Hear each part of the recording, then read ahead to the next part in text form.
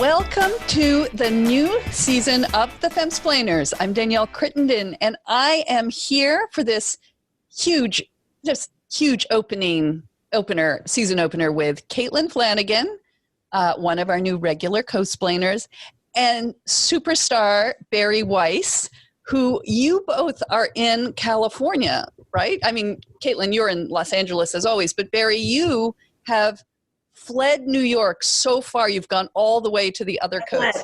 Ran.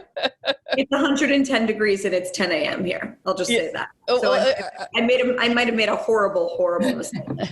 Okay, so I thought we could just start things, just catching up from the summer, and it's been quite a summer, and especially for Bari, because you were at the New York Times. And then you left, I think it was July 14, and you wrote the most epic resignation letter that was all over Twitter and set off, between that and the sort of resignation of the opinion page editor James Bennett, set off this firestorm in newsrooms across the country. So how's it going? I mean, it's going great. I also got engaged this summer, so it's been, highly eventful. But I'm really just trying to look forward and do what I sort of put myself on the hook on in that letter, which is to carry the banner that I feel that the New York Times and other media companies in this sort of strange moment have put down, which is the banner of adult, patriotic, nuanced journalism that trusts adults to tell them the truth about what's going on, rather than to sort of foist this narrative or feel obligated to have every story push a particular narrative. But also probably I have PTSD and my head is spinning and all of those things too. But I'm feeling pretty good, and I'm feeling really clear. I think the hard part was getting to the decision and getting to the door. Once I walked through it, I've been feeling pretty liberated, to be honest with you. Well, I remember getting sort of communicating in almost like SOS missives, months ago, because you just felt, if I can say this, continually bullied. Yeah. At the Times. Just talk about that experience and why. Well, I'll say from the start that it was the dream of a life. I didn't even think to have the dream that I would be able to work at the New York Times, if you get my thinking. Yes, for sure. I grew up in a family where, my grandfather, my dad's parents really lived what we used to unironically call the American dream. He was raised by a single mother. He was a newspaper boy from the time he was 8 years old. He got a job, he barely graduated high school, got a job through a Jewish social work agency as a packer and trucker for a dry goods store, eventually bought out the dry goods store.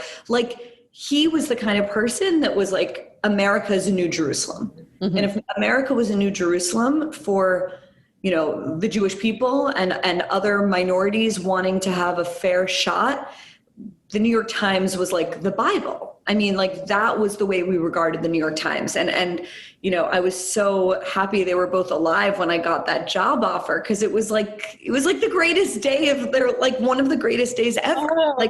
So that was how I entered the New York Times. I don't think you could have found someone more bright-eyed and just eager than I was. Even though I understood that it was biased in any number of ways, fundamentally, I felt like it was still sort of holding up a mirror to the world as it was. And from the start, and I've been in these kind of atmospheres before, I was just kind of the odd person out. I was just never invited to the cool kids table, but I was okay with that. For context, I came to the New York Times from the Wall Street Journal editorial page world, where I was, again, the odd person out. Just there, I was sort of the leftmost flank. And now all of a sudden at the New York Times, I was something like a fascist. And the difference between me and the other, I don't know, no, center right columnists is that the columnists don't really come into the office and they don't go to meetings and they don't commission pieces. They are, paid to do their writing work and they're sort of out of the fray. I was very much in the fray. And from the start, I was, bullied, given the cold shoulder. There were like gradations of behavior, but it was all worth it because the price was worth it because that was sort of the price for me being able to do the job I was hired to do, which I loved. And that job under James Bennett was to bring in voices that wouldn't otherwise appear in the pages of the New York Times, and including my own. And so again, it was just really worth it. And I would say, people are constantly asking me if that was the situation, like what changed? Well, what changed is the world and the New York Times and the country and the New York Times along with it. I think over the past, I've lost track of time, 6 months, whatever, like that the kind of, the shrinking of the Overton window into something more like a sliver has happened across all kinds of institutions. And that kind of, what Wesley Yang and others have talked about is like institutional capture by this new orthodoxy or the successor ideology or wokeness or whatever we want to call this thing. Like that very much happened in a pretty intense way at the New York Times. And I would say the obvious example of it was the firing or the resignation, the self-deportation, let's say, of James Bennett over the Tom Cotton op-ed. And you just have to think like if you really just step back, you think, okay, wait, a storied editor who was once the Jerusalem bureau chief, who was in consideration to become the new executive editor of the New York Times, was fired because he ran an op-ed by a sitting Republican senator. In the meantime, we run pieces saying, yes, we literally mean abolish the police, and those are met with hosannas. So like that gives you a sense of where what Tom Cotton was advocating was, or justifying the use of force against protesters, which, as you say, coming from a sitting senator, is a news-making opinion, and also because he's, rumored or one of the people who would take over the party from Trump.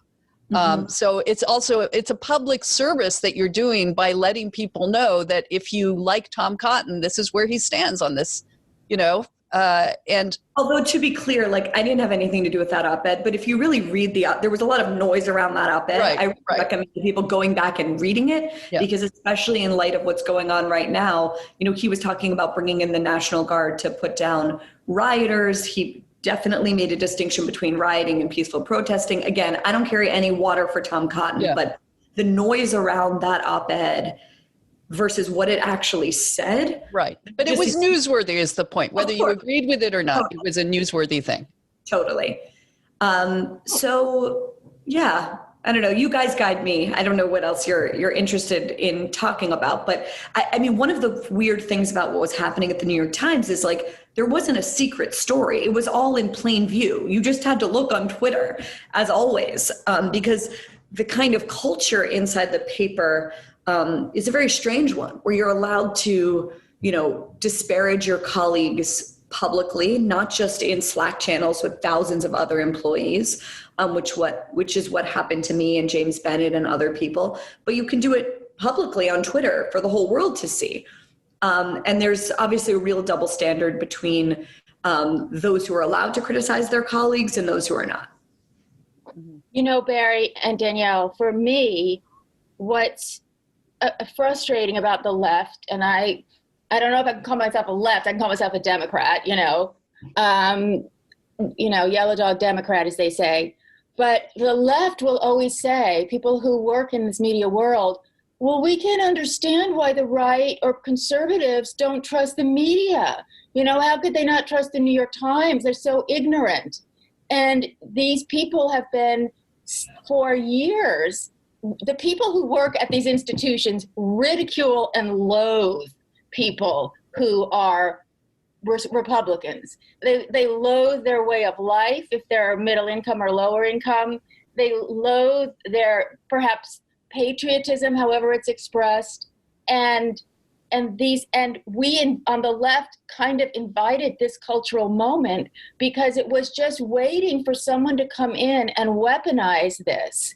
And that was Trump, because everyone around the country was like, I put the news on, I don't know if that's right, or why did she say that, or why didn't the host correct or bring this in? And so I think it was for a lot of people on the right, or just Republicans, it was an inchoate sort of thing. And Trump came in and weaponized it, and they realized, yeah, I am at war with the mainstream media because they hate me. Right. You know? So I think that in the mainstream media, and we'll never admit it, but we created an opening for someone to weaponize this obvious bias in apparently neutral, revered legacy institutions. And here we are with the press being the enemy of the people, as the president of the United States will say over and over. Mm-hmm. Right. So it takes two to tango. And I just think America's I think the New York Times incident with Bari, I said, and I really hold strongly to this, that's the biggest journalistic story in years, because, and everybody's like, Bari, why? But she doesn't, she's not some Gris, she's this young woman. And I said, because here's someone who has come forward from inside the machine to say that what the machine will always tell you is, oh no, we have a variety of opinions and our paper isn't like steered in one way or another. But here's someone from inside the machine, or I don't know what the right metaphor is, but it's saying, no, this is in the groundwater. That if you pick this newspaper up, when I was growing up in the 80s, the New York Times, hard to find a copy in the different parts of the country, but if you were changing airplanes or something, you could find the Times, and you're like, I can take this to the bank. Whatever is said in here is these sort of neutral, brilliant, deep dive reporters, and they're not on anyone's particular side. And now it's a almost obvious advocacy organization for the increasingly radical left. He's not wrong to say that, Donald Trump. So, and it's the hard part, right, is like, I still, of course, read the New York Times, especially its foreign coverage, especially its China coverage, which is incredible. Like, I meant what I said in that letter, that like some of the best reporters in the world still work for the New York Times. And, there are those who imagine that we can somehow replace the New York Times with some combination of podcasts and Substacks and Patreon accounts. No, you need resources to go and do the kind of stories that Paul Moser does from China. And the New York Times still has that, which is why this is so painful, because we need a New York Times fulfilling its mission. We need a Washington Post fulfilling its mission. And right now, you don't even need my letter. All you need to do is go on Twitter, see the videos that happened, over the weekend in Rochester, with protesters, rioters. I don't exactly know what the right term is, running into a restaurant and scaring people away from their meals as racial justice. And then hearing the way that those incidents are written about and reported about as mostly peaceful. The cry-ons at CNN have been kind of the most amazing example of this, where you have a fiery background, an explosion, and then the cry-on is like mostly peaceful. You have mostly peaceful in Portland, and yet I'm seeing a video of a guy throwing a Molotov cocktail and catching another protester on fire. So you don't need me to see it. You see it with your own eyes, right? The delta between what is happening and the story being told about it.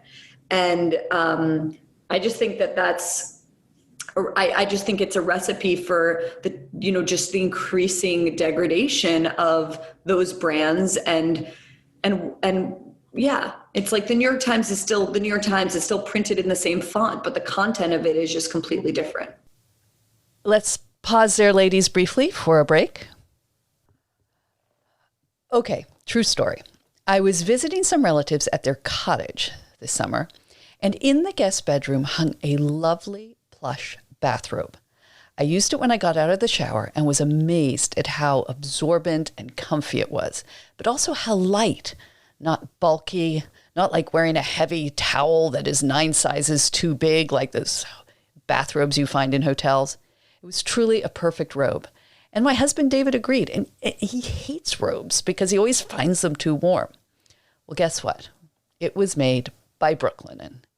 And I shouldn't have been surprised. I knew I loved their sheets and towels.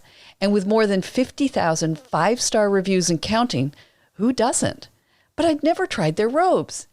And it was a reminder to me that Brooklinen is home to so much more.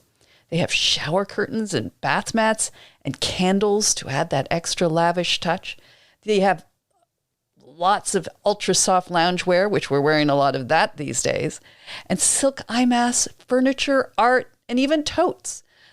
And the prices are great. Brooklinen works directly with manufacturers and directly with customers. No middlemen, just a great product and service, all luxury products without the luxury markup. Brooklinen is so confident in their product that all their sheets, comforters, loungewear, and towels come with a lifetime warranty. So go on, make yourself comfortable. I highly recommend one of the robes, and you'll get 10% off your first order and free shipping when you use promo code FEMSPLAIN, only at brooklinen.com. BROOKLINEN.com. Everything you need to live your most comfortable life. And don't forget to use the code FEMSPLAIN for 10% off your first order. So what do you, not just you personally do, like now, what you're thinking about doing, but also someone like you? I mean, there's no one like Bari. I know, and we'll talk about that. I want to get to your originality, but they just don't have the screws. Listen, I think the New York Times, without terrifying our listeners, the New York Times is just one tiny, tiny data point in a enormous story. And what is that story? It's not cancel culture. What it is institutional capture. It is the story of all of these institutions that are absolutely fundamental to upholding a healthy democracy, our universities, our publishing houses, even Hollywood studios, the ACLU, the New York Times, being seized by what is a fringe ideology that many adults, I think, thought was going to be contained into on campus, really, and not just on campus, but in a certain number of degree programs, gender studies, anthropology, sociology, whatever. And, Andrew Sullivan had it exactly right. We all live on campus now. And what that means is that these institutions that we need to rely on are now sort of doing away with their standards, abandoning their missions. And the number of people inside of these places that write me that are sort of dissidents, I mean, there's no other word for them, inside, like the fact that we have dissidents in a free society tells you something about where we are. And so my conclusion, right, there are sort of two ways of going about this. You can stay inside of the institution and try and reform it from within.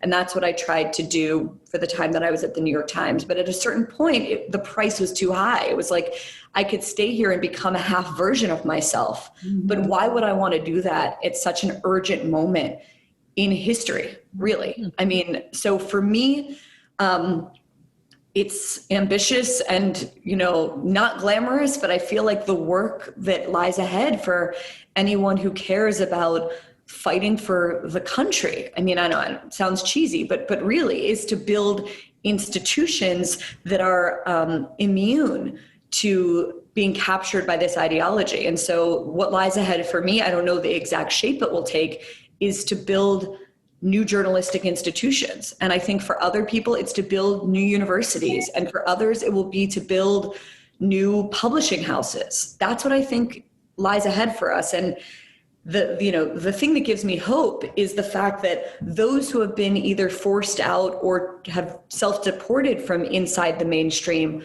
are among the most talented, free-thinking people. But of course they are, because you can't be a free thinker at a certain point and live inside of that universe. Mm-hmm. But I don't know, Caitlin, tell me Danielle? Am I? Well, are you, is this part of your mission? Are you looking into founding something? I mean, I know as a result of your resignation and James Bennett and Caitlin, maybe we talked about it before on the show. I feel, or with someone, but this Yasha Monk founding this website, persuasion.community, which is great, which is a little bit of a refugee station for these writers that you're talking about, looking for that centrist.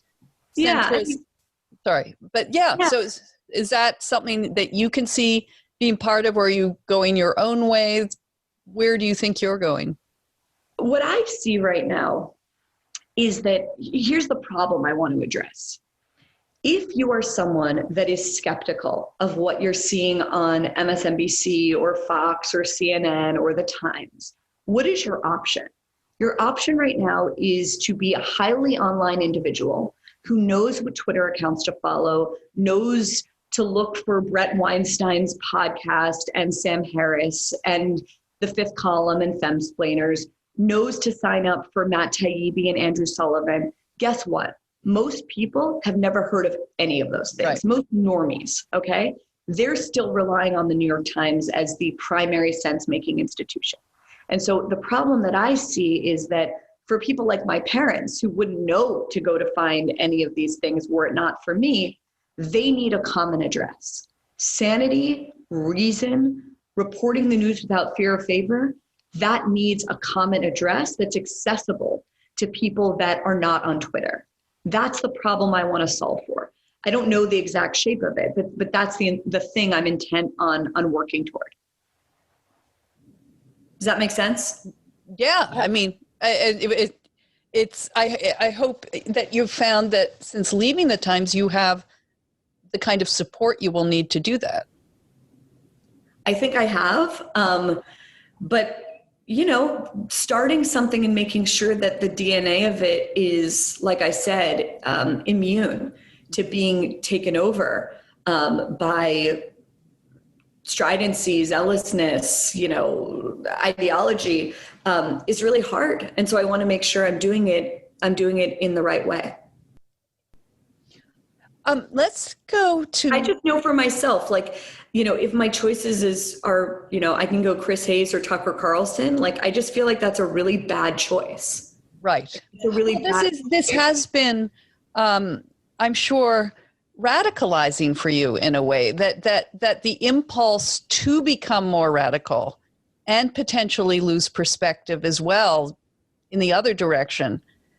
How have you had to fight against doing that, or Yes. Yes. I mean, I was talking it's interesting when you sort of eject yourself, all of a sudden, all the people that have already ejected reach out to you. So I've been having conversations with some really interesting people of late.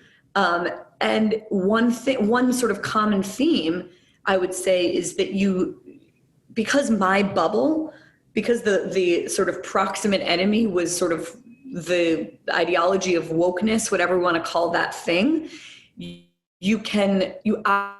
I feel in myself, I have to guard against focusing inordinately on it because there's lots of other things in the world, not least Trump. But the thing in my own life, that's where the censoriousness was coming from. And so I think one thing I also want to guard against in whatever it is I do next is it's very easy to sort of take up this sort of reactionary, defensive, anti-woke position. And I get it because there's 10 stories a day. You want to focus on the sort of self-renunciation at Northwestern in which the interim dean declared himself to be a racist as if he was in an Alcoholics Anonymous meeting. Do I want to focus on the professor at USC who was put on leave because he used a Chinese word that sounds like the N-word? There's literally 20 things just from the past 48 hours. And you can become a machine of and drive yourself nuts focusing on those stories. But that is not what I want to do. Because the thing is, there is an enormous wide world out there. And the thing that I want to sort of, I think the thing that would be of most use is to focus on the stories that are just being totally overlooked or not being told by the mainstream because they don't sort of neatly fit into the narrative. And Bari, how does the world at this moment, I think you're so right about not focusing on woke culture or whatever, that sometimes I'll see a story, it's a tiny piece of the large story, and I'll go, this is insane. I mean, a tiny example, my candidate, Biden, came out of a meeting with the victim's family, I think in Kenosha, and he gave this statement, Thomas Edison didn't invent the light bulb, a black man invented the light bulb. And I'm like, I was kind of like, I didn't know that, because I checked it out. And, the truth is he invented the light bulb, and then a very brilliant African-American scientist decades later refined the light bulb. Right. And CNN runs it this way. Biden came outside, he said this. The only problem is he wasn't quite right. I'm like, not quite right. There's no gradation of did he or did he not invent the fucking light bulb. And so, but if I went on a tirade about that, they'd be like, oh, crazy Caitlin Flanagan, who cares about the light bulb? We're in an existential crisis. So anything is allowed. But that's kind of the point, because that's the kind of story that's like, we're just not going to look there. But the thing is, the we're not going to look there impulse now stretches out sort of across an increasing horizon of just things we're not going to focus on, at least until, November. Right. And I think that's just an enormous problem, because one of the things that's been so dangerous about this administration is just the absolute degradation of trust in authorities we need to trust. Right. And now the media is contributing to it in their own way by refusing to tell stories that we ourselves can see with our own eyes on social media. What about, Bari, a question that so often gets asked, and in my mind, I'm having an answer, but I'll ask you what your answer is. People saying, why would anybody think that they should vote for Trump because of these riots? Because these are happening on his watch. They're his problem. He knows what to do. And people are stupid to think that a Biden vote might be supportive of the underlying thing that led to the riots. What do you say to that? I just think that anyone that's been to Portland or San Francisco or, read Nancy Rommelman on what's going on, or just has paid attention to what progressive governance has looked like in these cities, like the idea that you're going to blame, there's a lot to blame Trump for. Like, I left a job at the Wall Street Journal basically over Trump. Like, I hate the guy. But the idea that you're going to blame what's going on in you're going to blame what? San Francisco's homeless problem on Trump? You're going to blame, come on. Like, I think people are more sophisticated than that. And especially when you have the spectacle of Trump offering to send in the feds to Portland, the mayor, Ted Wheeler, rejecting it, and then the mayor's own apartment building basically becoming occupied by the protests. It's Tom Wolfe. It's beyond Tom Wolfe. Then the mayor himself sending a letter to his neighbors saying, I'm so sorry about this. I'm going to leave, as if that is the solution. It's beyond satire. Those who are voting for Biden enthusiastically, a lot of the people I know make the argument that he's a moderate and he's going to be a moderating force on this sort of more radical wing of the Democratic Party. But then there are those who say, and I think they make a pretty compelling argument that, you can vote for Joe Biden, but don't delude yourself to think that he's going to sort of keep a lid on wokeness. This is a candidate who, even as he has condemned the violence of the rioters, has been unable to use the word, Antifa. And so that, I think, is sort of the division, but you tell me. Right. And that we can never, I look at him, even when it was during the primaries, and I'm like, wow, this is really an older gentleman who's really struggling a lot here. We've all had an older family member, an older gentleman who maybe's been through a lot in his life, and adding on losing a child in adulthood, struggling for words. And he's like the old respected person in the family. He's not the goddamn president. And so people have eyes, and they are believing their lying eyes. And they're saying, this guy's going to need help spooning up his oatmeal in a few months. And he's not, you know, Right. I'm for him. I'm entirely for him. We got to do whatever to get rid of Trump. He is an existential threat. But Joe Biden is obviously, anybody with eyes, anybody with ears can see that this respected, you know, senior statesman of America, 50 years in the business, it's time for him to have his just awards of being with his grandchildren. You know? You guys are totally bumming me out. I was in Canada till as of Wednesday of last week. And that bummed us out because you were missing. Well, no, but it was like, I can't tell you psychologically, not just physically, but psychologically, what it felt like being in a different country. And Were you thinking about moving? well, we have a cottage there. We spend like 3 months a year there anyway. But no, it's what was funny is the Prime Minister, Justin Trudeau, is embroiled in just this mega scandal of, which I won't even bore you with, just go read the Globe and Mail or whatever online. But it's a financial, it's basically money going to people, friends he knows, and who hired his mother and brother to speak, but a large sum of money. But I was in a diner, like this rural diner with my daughter. We were and just getting some food for the road, and my daughter B sees the front page of the newspaper that's lying on a table and reads this like, oh, there's a big scandal here, Mom. And the diner lady looks up and goes, oh yeah, and she makes some very, you know, negative comments about Justin Trudeau. And I looked at her, I said, no offense, but we're from the United States, and I would just love to have this scandal. This is a traditional scandal. It's you know, and she just looked at me and she said, yeah, you're right. I'm really sorry. I feel really bad for you. Yeah, and it was, and we crossed, I mean, coming back, we drove across the border at upstate New York in the Thousand Islands. You know, going in, we had to quarantine. We were questioned by a woman wearing a N95 mask at the border. Coming out, there are all these American immigration officers, or I guess border guards, and they walk up to the car. None of them are wearing masks. They walk up to the car. They ask you to roll your window down. So I put on my mask, and they look at me like, and then you pull up to a window, and the guy's not wearing a mask. Confiscated my tomatoes. Just saying. Tomatoes. Scandal.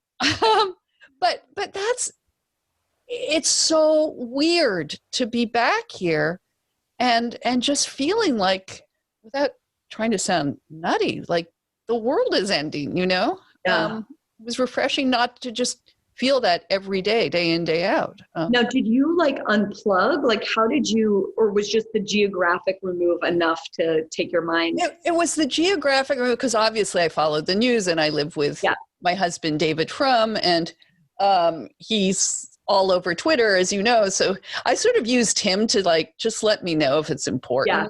Or I'd get very worried, and I'd go to him and say, do I need to worry about this? And he's like, he always calms me down. But no, but it's, I've never felt, and I've spoken to actually a number of people who say they have never been worried as Americans about their country as they have now. And this old thing that, you know, celebrities used to say, and it was super annoying, like, if George Bush is elected, I'm leaving for Canada, you know, like, F off. I see you're in Malibu, you know, yeah. Yeah, like, come on. And this, I mean, people are, I don't want to feel like you, Bari. You don't want to feel like you're cutting and running, you know, that you're just throwing your hands in the air and saying, like, you've got to fight. You've got to fight for this country. And I took an oath of citizenship. And I don't feel that it would be right to just say, and I could, like, okay, I'm here. Really, like, I myself, like, this summer, I've just toggled back and forth so much between those two impulses. Like, the better part of myself insists that I have to fight, but there's another part of me that's just like, I'm just gonna have kids and like withdraw, because there's so little incentive to be in public life right now. Right. You know, it's really punishing. And you have to worry about everything you say. Like even in this, I'm like, is some 30-second clip going to be taken out and weaponized against me to make me sound? I'll make sure of it, Bari. I'll yeah.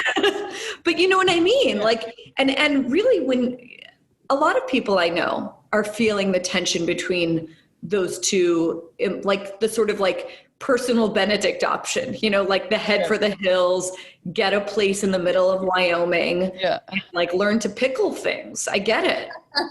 Well, David, I'm going to reveal his most politically incorrect opinion, as he puts it. And so I'm sorry if I'm going to get him in trouble. But when we were up at Camp, he's like, you know, those revolutionaries, did they think the Royal Navy came for free? Like, why? I mean, he has this very dark feeling that were he alive in revolutionary times, he would be totally on the side of the British. I totally get it. Like these crackpots, what are they thinking? The larger idea, though, about all of us being terrified that we're going to say the wrong thing is a larger part of the program, where words are being constantly changed into words you can't say, words you might be afraid of saying. Words don't mean things anymore. You know, defund the police, someone says, oh my gosh, we have to have the police. Well, we don't really mean defund the police completely. Or, you know, 2 years ago, believe all women. But, you know, the Scottsboro boys, you know, were terrorized for years because a woman lied about them. And they say, oh, we don't mean believe all women. How silly and literal of you. So words have no meaning. And I'm in this situation now where, you know, we all are. In China, this group is literally, people say, oh, it's like a cattle car. No, it's cattle cars being loaded in. But I really don't like to talk about it because their name sounds like a bad word in America. You know what I mean? Like you. Sorry, what are you saying about cattle cars? What? The Uyghurs. Oh, it's like the word in Chinese. You referenced that professor. Yes, exactly. He was talking about. I'm not afraid to say it. That the word for and he teaches this, whatever it is, linguistics or whatever. Yeah.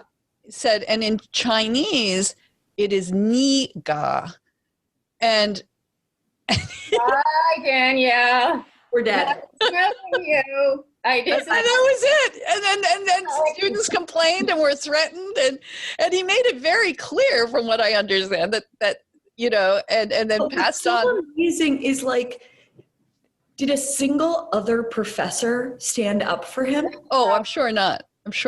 Like, it is the silence and the cowardice of people. But to be fair, why would you? Like, as you say, that's what I'm saying. There's no winning, you know, that if you stand up for someone, unless you have tenure, you know, you're going to be, and I'm not applauding this, I mean, but very, you know, you have to, I remind myself, very few people have the financial resources to be that brave, you know, like. Yes. And I often emphasize to people that, like, we don't have a mortgage or kids yet. You know, if we did, I might not have been able to make the decision that I just made. Right. And I know lots of other people in a different situation in their life where they have 3 kids to provide for, and they're like, I just have to keep my head down. Right. And I get it.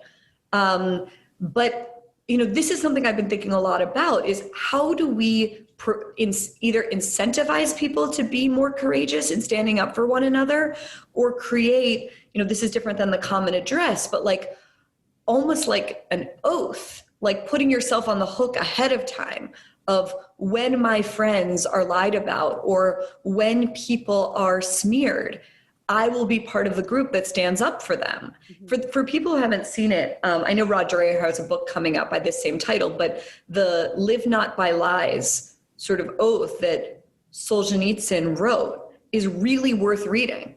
And it sounds crazy and, like, you know, overblown to suggest that we're in anything like the Soviet Union. We're not, but I think that it's worth checking that out for people. Because I think if we're honest with ourselves, there's so many things that we would say in the privacy of our own homes or with a very trusted small circle that we would never even say, forget on social media, but like in our offices. And that kind of doublespeak is really alarming, given that we live in the freest society in the history of the world. Well, as you said, it's coming from both sides, right? Like on the one, like you live in fear of saying the word in Chinese, or, you know, you have the leader of the free world attacking and spreading horrible falsehoods. And so it does. I mean, I'm a child who grew up of the Cold War and read so many memoirs of dissidents. And it does have a kind of spooky feeling about being able to speak on anything except banalities and the weather. Okay, we need to take another break for one of our sponsors. Change is happening everywhere, but what does 2020 mean for small business? It means you have to do more with less. Suddenly, every single hire is critical, but there are fewer resources to find the right people. Indeed is here to help. Indeed.com is the #1 job site in the world because Indeed gets you the best people fast. Unlike other sites, Indeed gives you full control and payment flexibility over your hiring. You only pay for what you need. You can pause your account at any time, and there are no long-term contracts. Plus, Indeed provides powerful tools to make your search that much easier, like sponsored jobs, which are shown to be 3.5 times more likely to result in a hire. With 73% of online job seekers visiting Indeed each month, Indeed is going to get you the important hire you need, just like they have for over 3 million businesses. Right now, Indeed is offering our listeners a free $75 credit to boost your job post, which means more quality candidates will see it fast. Try Indeed out with a free $75 credit at Indeed.com/femsplain. This is their best offer available anywhere. So go right now to Indeed.com/femsplain.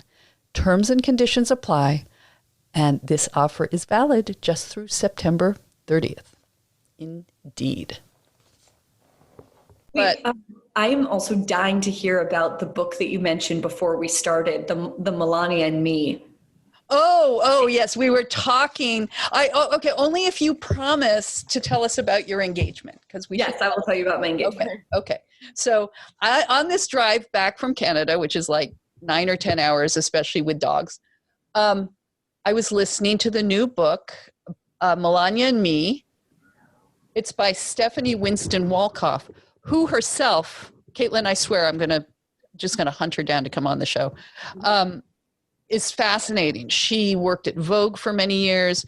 She did the Met Gala, 9 years running as part of Vogue. And she also kind of helped create with Andre Leon Talley, Melania Trump, that when Trump got engaged, or that they had to kind of transform her from kind of, I don't know, can we say European model / escort to society couture. And Anna Wintour had a hand in that. And Stephanie went with, I think, Andre Leon Talley to Paris to get her the right wedding look. And they really transformed her into this sort of mysterious, elegant, refined seeming beauty, because they brought her into, Trump was still part of, he was a fun character of New York society, but he was still sort of in that world. And then they developed this friendship, and Stephanie helped stage the inaugural.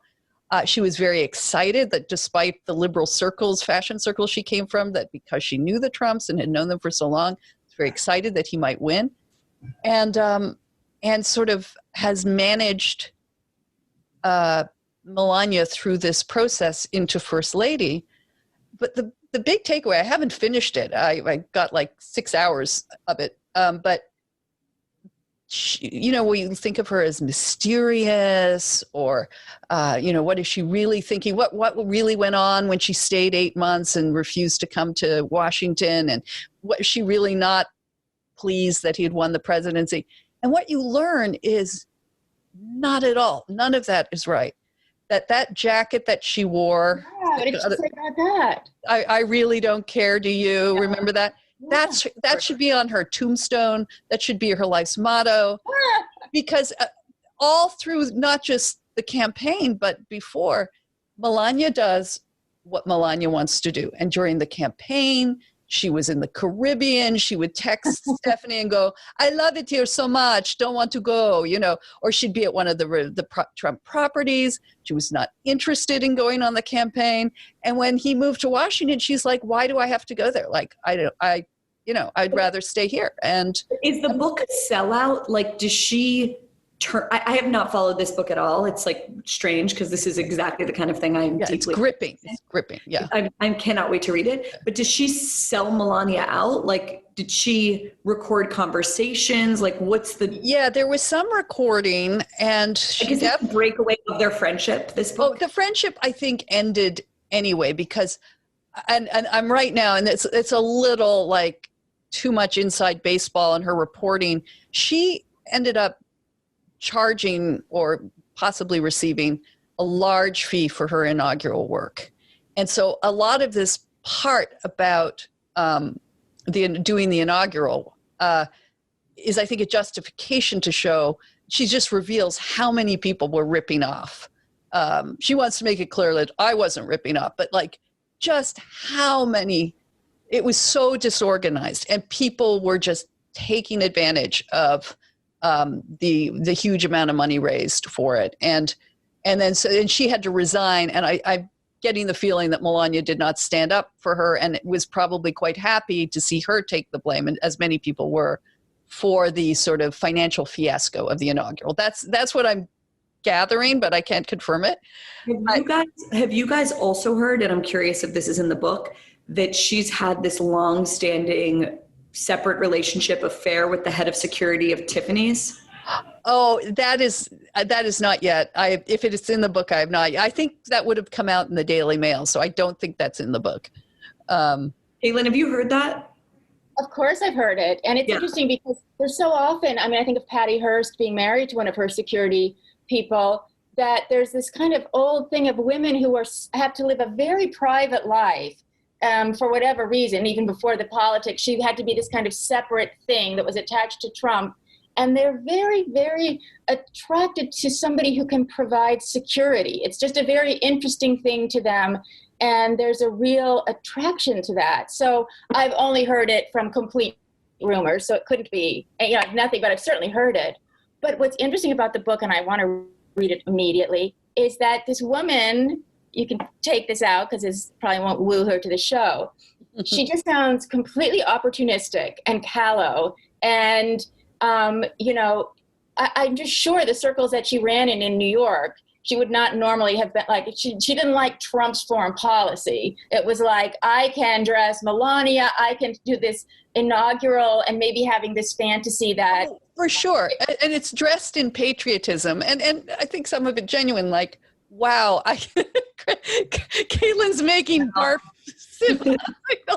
No, I like I can, this is a historic achievement, and I can be a part of it, and I can make the event, like the Met Gala, the inaugural. Stayed the whole time in order to write this book and pay, I don't know. I cannot wait to read it. But as a rule, I'm so turned off by people selling out their friends. Well, I think for sure. And, but the other part that I found interesting, and this has come out a little bit in the coverage of the book, the tension between Ivanka and Melania, and how, and Stephanie confirms, or reveals, I should say, that they staged the inaugural, when the swearing in, so that Ivanka would not be visible as it happened. And there were notes and texts between Melania and Stephanie about, making sure that when she stood here, that would block her from all angles. And also Melania getting very enraged with Ivanka, being pushy, trying to take over a lot of her role and things. And then, you think you're inclined to go, yeah, God, that Ivanka. And then you think about it, you think, Ivanka campaigned for her, was on the whole campaign trial. Well, Melania was going, going, I love the Caribbean, don't want to leave. You know, Ivanka was out there slogging it for her, of course, herself, but for her father. She had a lot of policy initiative ideas, of which Melania had zero.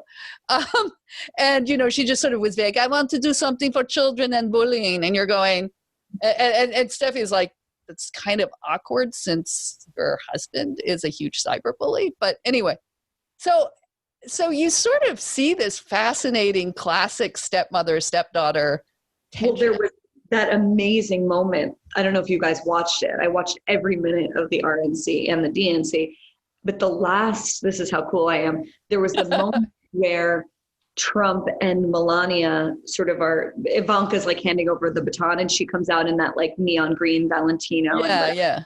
Really amazing. But Ivanka walks by and there's this, oh yes, we have to look at the gift. There's just this moment where Melania's like smiling, and then she just like goes right back into her cat eyes. And it's really just like the perfect encapsulation of their dynamic. Well, one of do you remember the inaugural meme? This is actually, I found this fascinating. It revealed that a meme that was not true, which was the meme that came out where Donald Trump turns to Melania at the inaugural. She gives him a huge bright, and then immediately frowns when he turns around. Yes. Apparently, Barron, who was sitting next to her, was like 13 at the time, and seems a little ADD, was kicking her, and in the shin, and that's what she said happened, and I kind of believe it, you know. So who knows? Turn to your child and say. Well, I think that's what she was doing. Is like she's like, "Stop it, Barron," and then he turns and she goes, "Ha," and then goes back, but no, she is so all about herself. She said when this Stormy Daniels stuff was coming out, and Stephanie goes like, "Are you okay?" She goes, "I know who I married," like totally. She's like a mobster wife. Like she's. Well, you know what I think she's like? She's like a villain in a Bond movie from the 80s, or the secondary villain to the main villain. Just. Is she a cipher? I don't know. Is she a person with an agenda? I don't know. And every time there'll be these rare moments when someone in the White House decides we should pretend that she's the first lady and have her do some fun, because first lady-ish fun things. Like I remember Hillary Clinton decorating the White House with Martha Stewart. It was like, Jesus Christ! It was like Christmas. It was like these two killers. But so remember when Trump, you couldn't go to restaurants and he had to get like McDonald's for the basketball players. For some reason, there was no food being brought in. I don't know, sequestery kind of thing. She never does any first lady-ish things. I mean, she's like the worst first lady in first lady history, I think is fair. But you could give it a very feminist reading, and you could say, hey, America, you're not paying me. You didn't hire me. Just because I am married to this man, I owe you nothing. That's her view. That is literally, she says as much. She does say that pretty much to Stephanie. I'm staying, I am not upending my life and Barron's school to come to Washington. And then she looked at, the residencies when they were at the inaugural, and she's like, I am not sitting on an Obama toilet. Like, get this toilet out of here. Like, I am not coming back until this place is, meets her standard. I'm not sitting on an Obama toilet, like, because of race or. Oh, no. You're just like, this is, it's not my bathroom from Trump Tower. And until it is, I am not, Right. She is just like the most self-absorbed. But I view it, I mean, my sense is like they have an arrangement. Him running for president was not part of what she signed up for, not part of the arrangement. And I mean, but there's no patriotism. Like there's nothing to her. Like she's proud. You get the sense she's proud that he's president because that's an achievement. But she's not, like, she feels like nothing upon her to change her life or to contribute. Like I think both of them do not, as we've been seeing in this whole military scandal, that They just look at any self-sacrifice or giving things to others for your country. That's for suckers, you know? Right.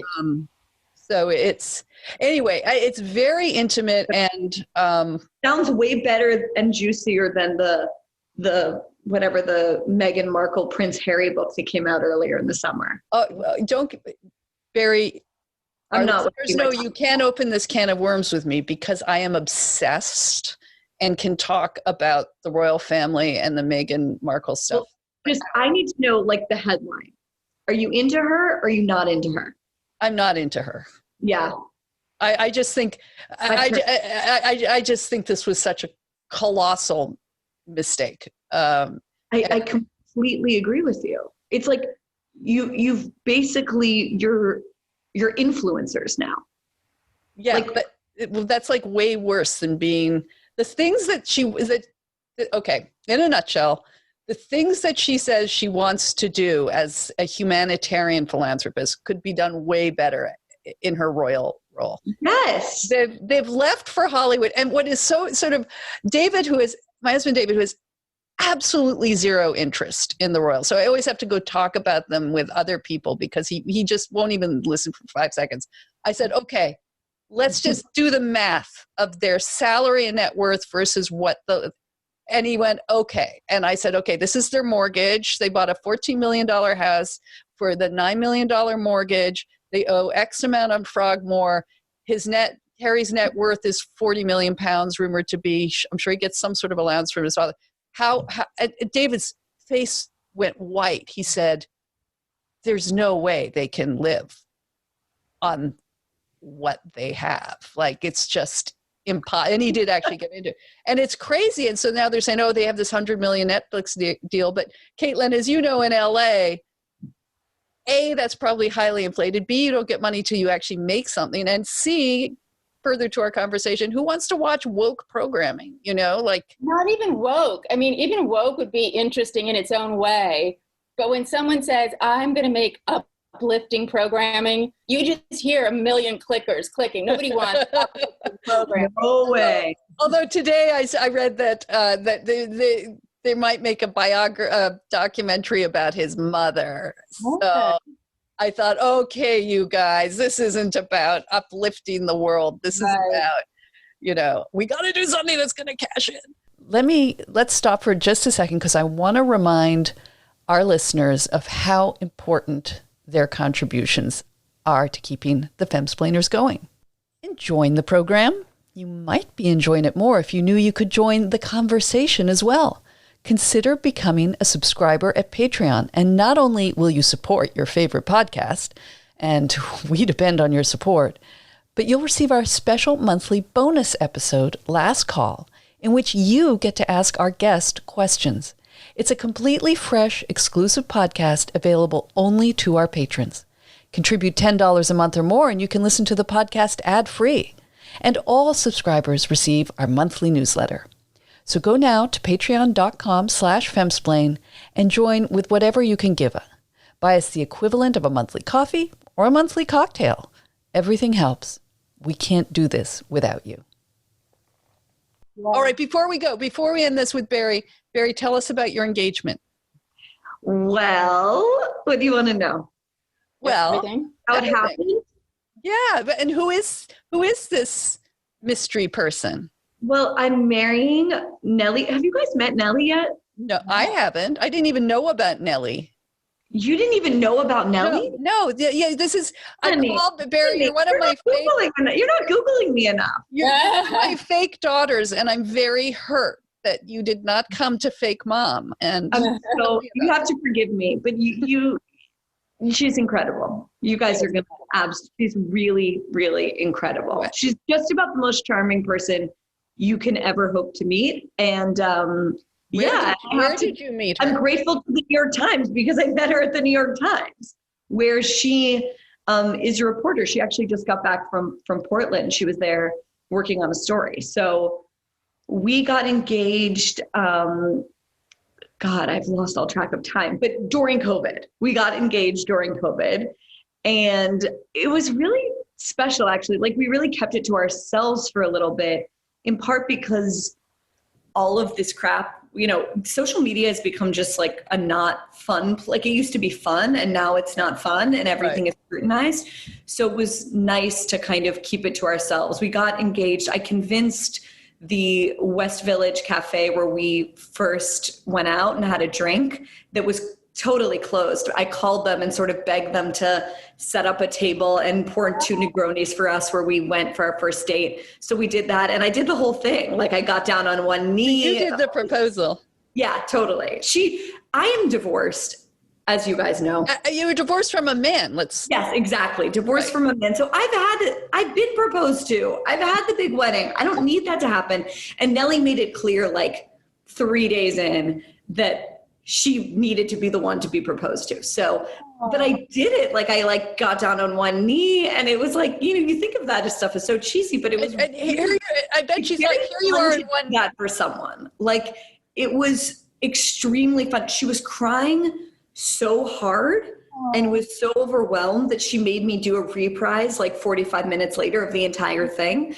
But what was so sweet is like, it's during COVID, so people want happy things. And I guess the cafe had told neighbors and things that this was going to happen tonight. So there were all of these people who had been like waiting around, waiting to see a proposal. So it was really, really special. And I think we'll probably elope or just, one nice thing about COVID is that it does take the pressure off of getting a wedding dress and throwing a huge wedding. So I don't know. I know a wedding photographer, and I was talking to her recently, and she said her business is really thriving, and the wedding business is really changing and becoming, she feels, a much more profound and meaningful, ceremony because it's very small. A lot of women already bought their gown. They say, hey, I'm going to wear my gown. It's okay with me. I want to take some pictures. And maybe the parents are there. Maybe a friend is there. And there's something sacred to that. To just this moment that it's not, you got to, if you're inviting them, you got to invite them and you got to, and somebody just has made some food and it's at the, maybe it's no food at all because people are afraid. And I just thought the kind of sacred nature of a union, the modern wedding business kind of tramples all over this. And the COVID thing and something small and cleaving onto one another in the middle of this kind of existential crisis, it's a very deep, romantic, Right, it's the end of Bridezilla. Yeah, it's just very, the watchword of the pandemic is essential, but like it really just clarifies what is essential. We actually, I have 3 younger sisters and we, in April we went to Pittsburgh, quarantined the whole thing so we could have the wedding of my 3rd sister. We had a coronavirus wedding with 10 people, our family in our backyard. Every single guest at the wedding made a speech. Nellie and I were like the cater waiters with our brother-in-law. And it was amazing. It was not the wedding they dreamed of, but it was really pretty fantastic. And now she and my 2nd sister are both pregnant. So we're having a, COVID baby boom in my family too. Your parents must be so happy. 2 grandchildren. We're really, really, really happy. So yeah, that's really been, congratulations. The relationship has been the anchoring thing. Like, I really think without that, I wouldn't have had the courage to leave the Times or the courage to think about starting something big and new. And yeah, I highly recommend finding someone who's just deeply loyal and, it's been really excellent. So I'll always be grateful to the New York Times for introducing me to Nellie. Well, if you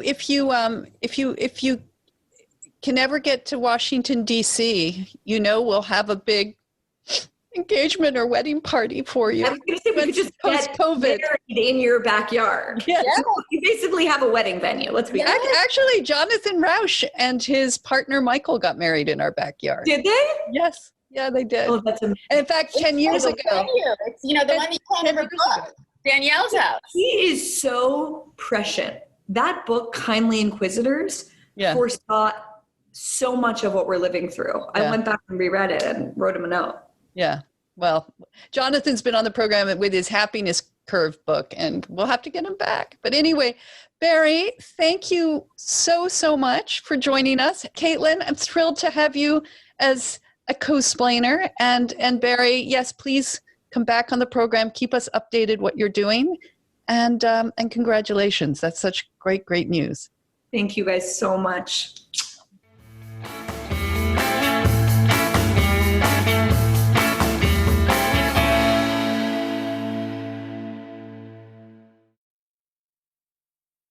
A reminder that Bari Weiss's latest book is called How to Fight Anti-Semitism. And a big hello to our returning listeners, subscribers, and our new listeners and subscribers. We have a fabulous fall season lined up. I'll be joined by my new rotating panel of co-splainers. So in addition to the fabulous Caitlin Flanagan, we'll also have the Wall Street Journal's Megan Cox-Gurdon and Irshad Manji, who is a best-selling author and also founder of the Moral Courage Project. Next week, our guest will be Lenore Skenazy.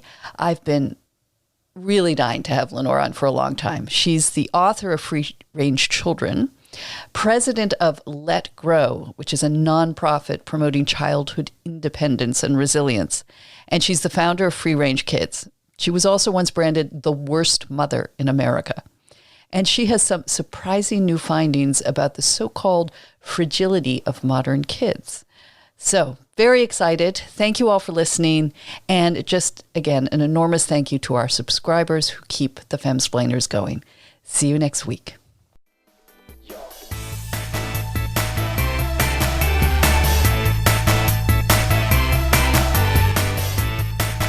The Femsplainers is a weekly podcast carried on the Ricochet Network and available pretty much on every podcast platform.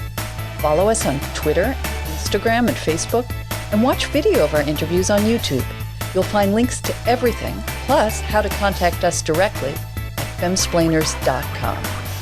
We survive and depend on your support. Like the show?